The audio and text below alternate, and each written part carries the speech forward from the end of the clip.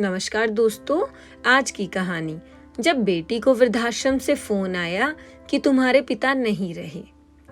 अरे चोले में जाए तुम्हारे बाबूजी और ताऊजी की सेवा सत्कार। शादी मैंने एक बाप के बेटे से की थी, पर यहाँ तो दो दो बुड्ढों की सेवा करनी पड़ रही है। आपके बाबूजी क्या कम थे जो आपके ताऊजी भी गांव में ही जम गए। अरे बेटा बेटी हैं, जाएं उनके पास। मैंने उनका कोई ठेका नहीं ले रखा है। एहसान होंगे आपके बाप पर, मुझ पर नहीं। कह दो अपने बाप से भरत बने जो फिरते हैं, नहीं तो उनका बोरिया बिस्तर भी घर से बाहर फेंक दूंगी। जल्दी से जल्द अपने ताऊ को विदा करो, वरना मैं मायके चली जाऊंगी। गीता अपने पति सुरेश से बोली। सुरेश बोला, सच में ताऊजी ने एहसान तो बाबूजी पर किया, मैं उसका भुगतान क्यों करूं। मानता हूं कमाते थे तो हमारे लिए खर्चे भेजते थे। ताऊजी ने अपना जमीन कम दामों पर हमें दे दिया तो क्या एहसान किया। ठहर जाओ, मैं अभी पिताजी को कहता हूँ। जैसे ही सुरेश बाहर निकलने लगा, नारायण बाबू वहीं खड़े थे। उन्होंने कहा, बेटा मैंने सब सुन लिया, कुछ कहने की जरूरत नहीं। अब मैं समझ गया हूँ कि मैं अपने बड़े भाई की सेवा नहीं कर सकता। तुम निश्चिंत रहो, मैं तुम्हारा बोझ हल्का कर दूंगा। इतना कहकर वह उदास मन से वहां से चली गई। बहुत सोच विचार करने के बाद नारायण बापू ने पायल भतीजी को फोन किया। पायल, तुम्हारे बापूजी की तबीयत अब ठीक नहीं रहती, आकर देख जाओ और हो सके तो उन्हें अपने साथ ले जाओ। मेरी भी अब उम्र हो रही है बेटा, घर गृहस्थी तुम्हारे भाई और भाभी संभालते हैं। तुम्हारी चाची के जाने के बाद इस घर में मेरी कितनी चलती है, यह तुम समझ सकती हो। भाई साहब की देखभाल करना अब हमारे लिए मुश्किल हो रहा है। अब अपनी जिम्मेदारी संभाल लो और मुझे माफ करो। पायल बोली, क्या बात है चाचा जी, ऐसा क्या हो गया कि बाबूजी को आप वहां से ले जाने की बात कर रहे हैं। आप जानते हैं उनके प्राण उसी गांव में बसते हैं। माँ के जाने के बाद बाबूजी ने गांव में रहने का फैसला किया और खेती बाड़ी घर सब कुछ आप ही तो आज तक देखते आए हैं। मैं और राजीव भाई तो कुछ जानते भी नहीं, इसलिए कभी हमने दखल अंदाजी भी नहीं की। फिर क्या बात हो गई। पायल के पिता दामोदर बाबू और नारायण बाबू दोनों भाई हैं। दामोदर बाबू नौकरी करते थे। दोनों बच्चों के विवाह के 2 साल बाद उनकी पत्नी का देहांत हो गया, तो वह बच्चों के पास ना रहकर अपने गांव के घर में रहने लगे। वहां काफी संपत्ति थी। वह पिता के घर खाने पीने का ख्याल चाचा और उसके परिवार वाले रखते थे, इसलिए पायल और राजीव कभी दखल अंदाजी नहीं करते थे। खेती बाड़ी से जो आता नारायण बाबू के खाते में जाता। यहाँ तक कि दामोदर बाबू के कहने पर 6 महीने पहले ही उन्होंने अपने हिस्से की जमीन भी नारायण बाबू के नाम पर औने पौने दाम में कर दी थी, ताकि उनकी देखभाल में उनके पैसे खर्च ना हो। पायल का भाई राजीव एक मल्टीनेशनल कंपनी में नौकरी करता था और पायल के पति एक नामी गिरामी डॉक्टर थे। भाई राजीव की पत्नी रेनू एक उच्च वर्गीय परिवार से आई थी, जो अपनी ही दुनिया में रहती थी। उसे ना तो किसी का हस्तक्षेप पसंद था और ना ही पारिवारिक पचड़ों में पड़ती थी। 1 घंटे बाद पायल ने राजीव को फोन किया और सारी घटना बताई। राजीव बोला, अभी तो बिल्कुल फुर्सत नहीं है। पायल बोली, फुर्सत निकालना होगा और हमें कल सुबह ही निकलना होगा। चाचा जी ने दबाव देकर कहा है कि आकर देख जाओ। आखिरकार राजीव को मानना पड़ा। अगली सुबह दोनों भाई बहन निकले। रास्ते में राजीव को परेशान देखकर पायल बोली, परेशान मत हो, एक बार डॉक्टर से उन्हें दिखा देंगे, ठीक हो जाएंगे। राजीव झल्लाकर बोला, सब कुछ ठीक तो चल रहा था, एकाएक क्या हो गया। अगर कुछ साल और वह लोग देखभाल कर लेते तो क्या बिगड़ जाता। अपनी जमीन कितने कम दामों में हमने उन्हें दे दी, यही सोचकर कि वह लोग बाबूजी का ख्याल रखेंगे। अपना मतलब निकल गया तो हो गए रिश्ते खत्म।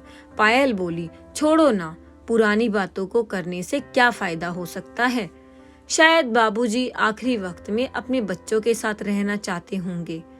राजीव उत्तेजित होकर बोला, दीदी आपके लिए कहना बहुत आसान है, मेरे लिए बहुत मुश्किल है। अरे जीजा जी के पास बहुत पैसे हैं, अगर ऐसी नौबत आएगी तो आप ही अपने पास रख लेना। आप रेनू के स्वभाव को तो अच्छे से जानते हैं, उसने तो साफ साफ मना कर दिया है, और 3 कमरे के घर में मैं उन्हें कहाँ रखूंगा। वैसे बाबूजी ने जितना मुझ पर खर्चा किया उतना आप पर भी किया है। पायल मुस्कुरा कर बोली, राजीव तुम भूल रहे हो, जब बाबूजी को रिटायरमेंट में जो पैसे मिले थे उन्होंने हम दोनों को आधा आधा दिया था। उस वक्त तुमने खुशी से कहा था कि बाबूजी जब भी कोई दिक्कत होगी याद कर लीजिएगा। अभी हाथ थोड़ा तंग चल रहा है, छोटे से घर में रहना मुश्किल हो रहा है। यह सुनकर मैंने राजीव ने गुस्से में मुंह घुमा लिया। तो पायल बोली, अपनी जिम्मेदारी से तुम मुंह नहीं घुमा सकते हो। मैं तो कम से कम साल में 1 बार गांव जाती भी थी, तुम तो कभी झांकने तक नहीं गए। तुम चिंता मत करो, ऐसी परिस्थिति आई तो मैं उन्हें अपने साथ रख लूंगी।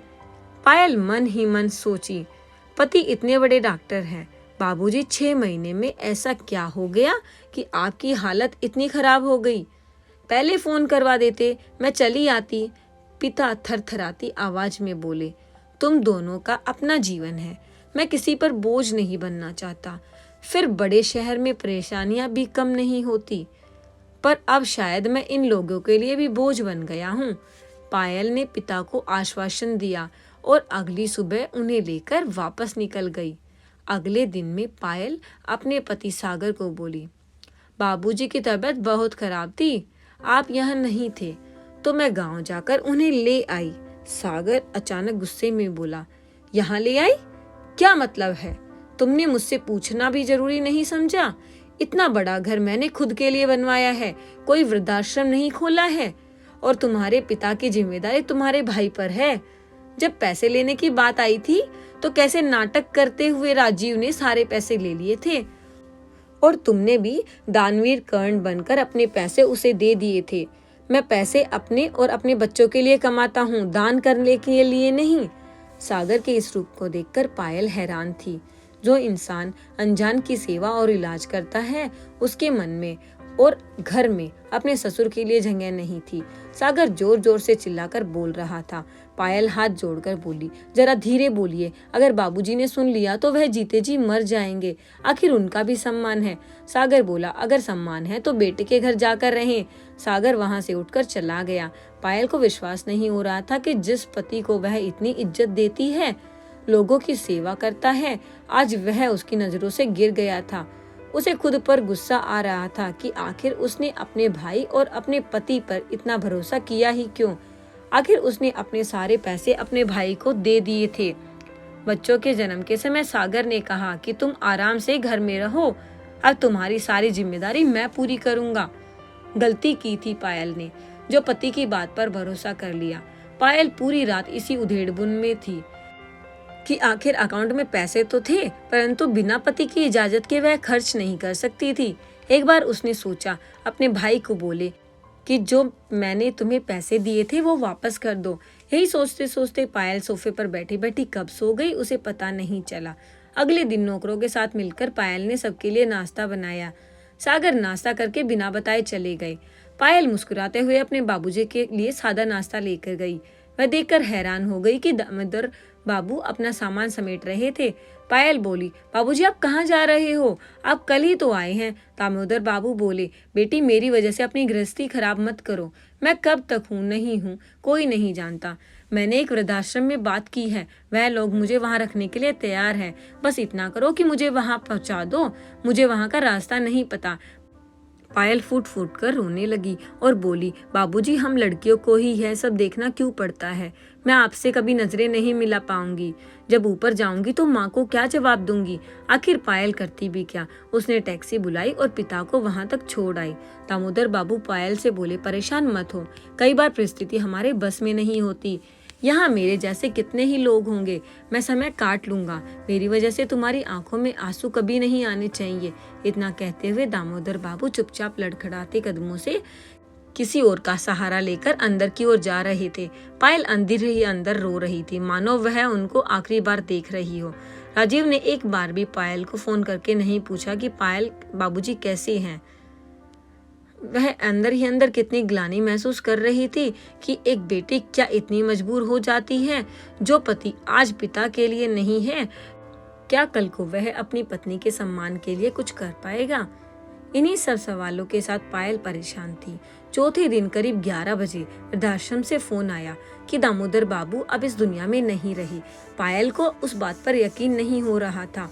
उसे समझ में नहीं आ रहा था कि वह क्या करे। फिर उसने सोचा कि सागर रात से पहले घर नहीं आएंगे, बच्चे दोपहर तक आएंगे। उसने नौकरों से कह दिया और वह पिता के अंतिम संस्कार के लिए वृद्धाश्रम की ओर चली गई। रास्ते में पायल के आंसू रुक नहीं रहे थे। वह मन ही मन सोच रही थी कि काश कि राजीव ने बाबूजी को कुछ दिन अपने पास रख लिया होता तो उनकी मृत्यु अभी नहीं होती। काश कि सागर एक मरीज समझकर ही सहारा दे देते तो उनके पैसे और आप 99 कम नहीं होता और आज मैं अनाथ नहीं होती। जैसे ही पायल वहां पहुंची तो वृद्धाश्रम के मैनेजर ने कहा, उनकी लिस्ट में बेटा बहू बेटी दामाद सब हैं, फिर आप अकेले कैसे आई? उनकी आत्मा को मुक्ति कैसे मिलेगी? पायल बोली, आत्मा को मुक्ति तो 3 दिन पहले ही मिल गई थी, जब उन्हें यह समझ में आ गया था कि दुनिया में सारे रिश्ते मतलब के होते हैं। जाते समय कोई अपना नहीं होता। हाँ, परमात्मा से इतनी विनती जरूर करूंगी कि उनके जैसे बच्चे भगवान किसी को ना दे। मैं इनकी बेटी हूँ और इनका कोई नहीं है। आपको जो भी करना है मुझे कहिए, मैं करूंगी। जब भी मैनेजर ने एक लिफाफा दिया जिसमें दामोदर बाबू ने लिखा था कि बेटा, इस दुनिया में जब तक अपने बल पर हो तभी तक ही कोई रिश्ता तुम्हें पूछेगा। मैं चाहता हूँ एक बार फिर से अपने पैरों पर खड़ी हो जाओ। जब जीते जी मैंने अपनी बेटी को इज्जत से जीना सिखाया तो मरने के बाद मैं कैसे किसी के भरोसे उसे छोड़ सकता हूँ? मेरे बचे हुए पैसे और गाँव के घर को बेचकर तुम अपने लिए कुछ करो ताकि अपने फैसले तुम खुद ले सको। इस संपत्ति में तुम्हारे भाई का कोई हिस्सा नहीं है। सदा खुश रहो मेरी बच्ची। पिता के एक एक शब्द ने मानो पायल में हौसला भर दिया हो। पायल ने राजीव को और सागर को अपने पिता की मौत की खबर दी, परंतु उसने पिता का दाह संस्कार खुद किया और राजीव को इस सब से बेदखल कर दिया, क्योंकि उसने पिता के अंतिम संस्कार में भी आने से इनकार कर दिया। कुछ समय बाद अपने पिता की अंतिम इच्छा उसने इस तरह पूरी की, उसने गांव का घर अच्छे दामों पर बेच दिया। फिर शहर में उसने अपने लिए एक छोटा सा घर लिया और सागर से उसने तलाक लिया। जब सागर ने माफी मांगी तो पायल बोली, मेरे पिता को लौटा दो तो मैं तुम्हें माफ कर दूंगी। राजीव ने भी उससे सारे रिश्ते तोड़ दिए।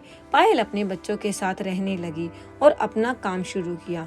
अब वह एक आत्मनिर्भर नारी थी जिसे किसी मर्द के सहारे की जरूरत नहीं थी।